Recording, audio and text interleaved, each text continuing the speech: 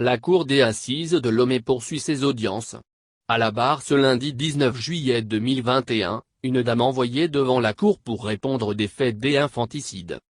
Selon le récit présenté devant le juré, l'accusée âgée de 20 ans au moment des faits, était en concubinage avec un meunier vivant à Reposo, plus précisément à Agodoké. De leur union est issu le nommé un enfant, âgé de 14 mois au moment des faits. La femme, indiquait l'avocat général, a commencé par découcher au profit d'un Ivoirien réfugié au Togo. Cette situation qui a troublé la vie du couple s'est dégénérée quand dans la nuit du 18 octobre 2016, l'époux surprend sa femme avec l'Ivoirien dans la chambre de la mère de celle-ci. Très calmement, il invite la dame à venir récupérer ses effets chez lui. Ce que cette dernière fit sans hésiter.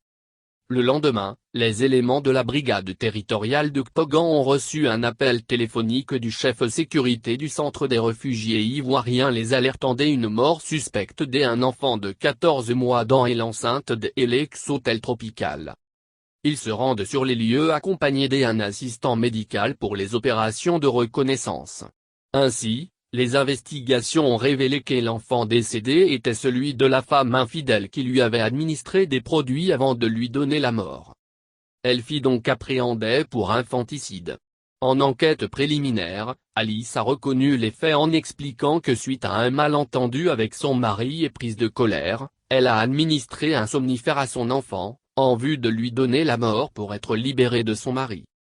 Ayant constaté qu'il était faible, elle l'a soulevé, et l'a projeté, lui brisant ainsi les jambes et l'a mis au dos et est sortie avant de revenir dans la chambre où l'enfant a rendu l'âme. Devant le juge instructeur, Dame Alice a reconnu les faits mais en variant dans ses explications. Elle affirme que son enfant éprouvait des difficultés à dormir et elle lui a donné un comprimé pour l'aider à dormir et le lendemain, il ne s'est plus réveillé.